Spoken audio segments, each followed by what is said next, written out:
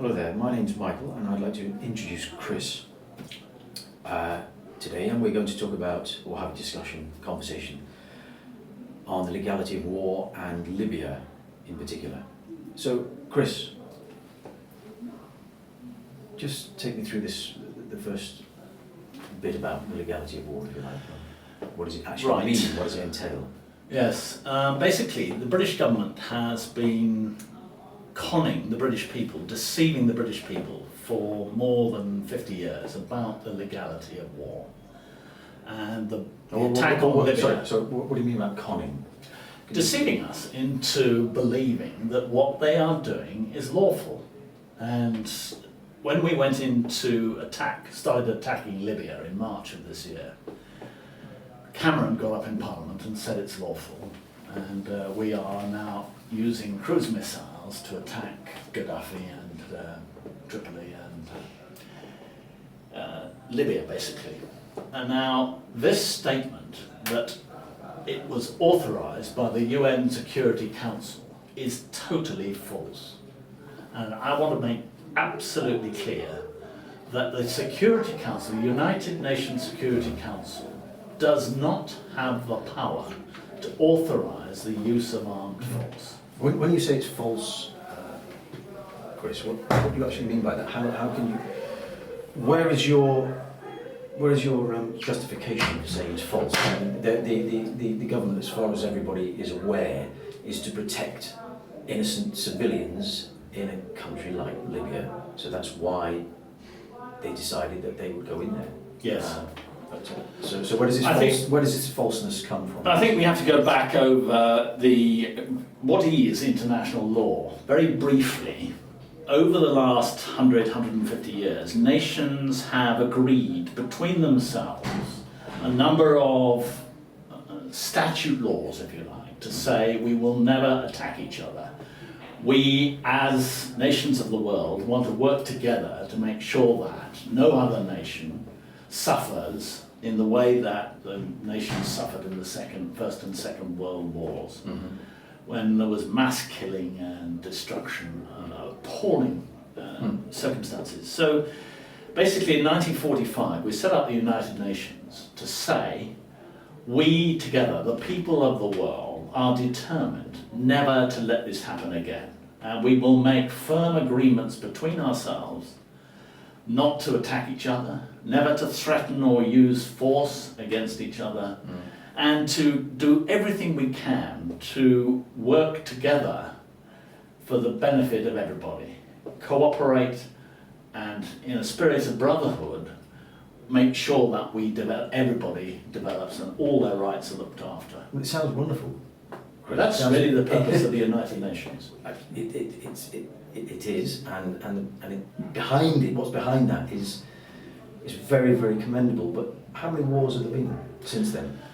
Well, the first and most important treaty was in 1928. After the First World War, there were a lot of people who said that we must develop an agreement so that this never happens again. Was it the League of Nations?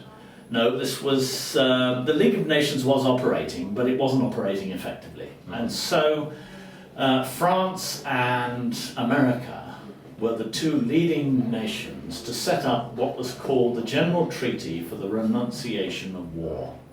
And in 1928, 16 nations, including Britain, Japan, Germany, America, Italy and others, signed this treaty, and it became known as the Kellogg-Briand Pact.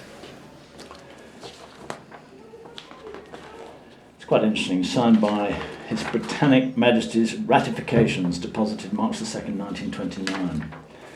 The crucial phrase, these are all the signatories. Here you are, Article 1. The high contracting parties solemnly declare in the names of their respective peoples that they condemn recourse to war for the solution of international controversies and renounce it as an instrument of national policy in their relations with one another. That's Article 1. Article 2. The high contracting parties agree that the settlement or solution of all disputes or conflicts of whatever nature or of whatever origin they may be, which may arise amongst them, shall never be sought except by pacific means.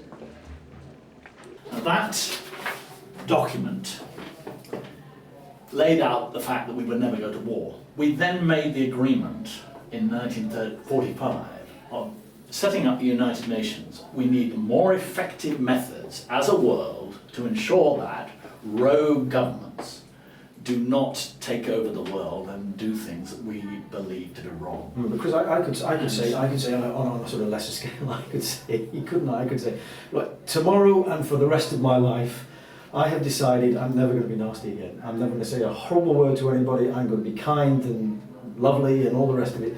Tomorrow I can break it immediately. Yes.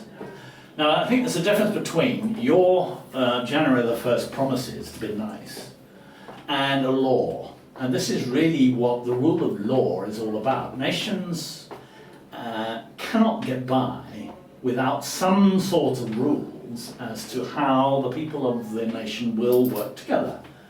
And so we have had laws in this country to say that a person's property is their own. Well, unfortunately, Chris, you've got history against you, haven't you? Because and you have history for you as well. So this is the important bit, is that well, revenge and hatred go back a long, long way, don't they? And so do cooperation and agreement and law and justice. And all of these issues are fundamental to the way we run as a world, both and as a country. Now, our problem is that although we have a tight justice system internally in this country, and our government keeps us under control, and almost as a police state, what our government never does is apply or work in accordance with the laws that we've agreed with the rest of the world. And it is so important that we have some sort of agreement, that if we make an agreement with the rest of the world never to attack them, we need a method to ensure that is upheld.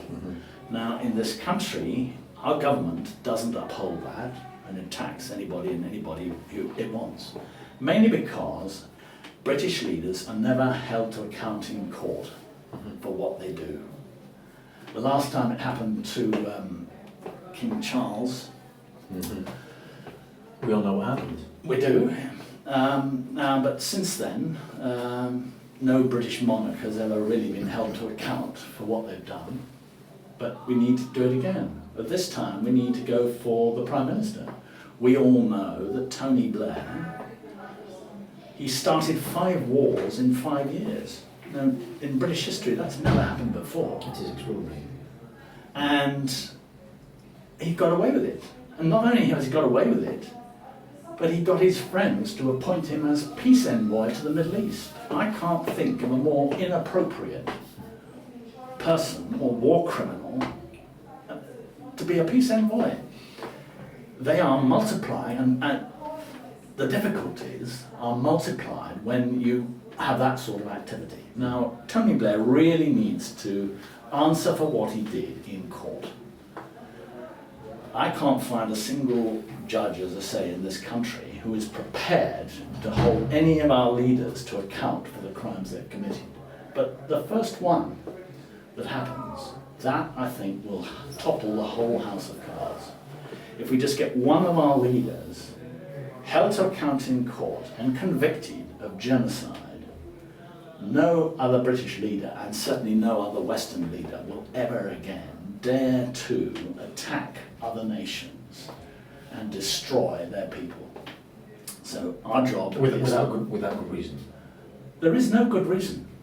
It's very important to say that 1928, all war was made illegal. War is never lawful. Now, some people seem to think, of course war is lawful. It's never lawful, and it has been banned since 1928. And when Germany started the Second World War, they were held to account at Nuremberg. And at Nuremberg, Germany's leaders said, well, we were only following Hitler's orders. And the judges at Nuremberg said, no, that's not good enough. If a government breaches the laws of war, it is the duty of the people to refuse to obey that government's orders. That's why in this country right now, when our government orders us to pay tax, we have a legal duty in international law to refuse to pay tax because our government is using it to buy cruise missiles and to train our soldiers to murder innocent men, women and children. And we all know that's wrong, and we must stop. But if I refuse to pay my taxes tomorrow, I'll be sent to prison. No, you wouldn't. Are you sure about that? Absolutely sure. I haven't paid any income tax since 1998. I'm still out of prison. Only just, but You're hanging in there, right? I'm out of prison. I'm talking to you right now. The point is, I know it is an unlawful act, and I have the law on my side.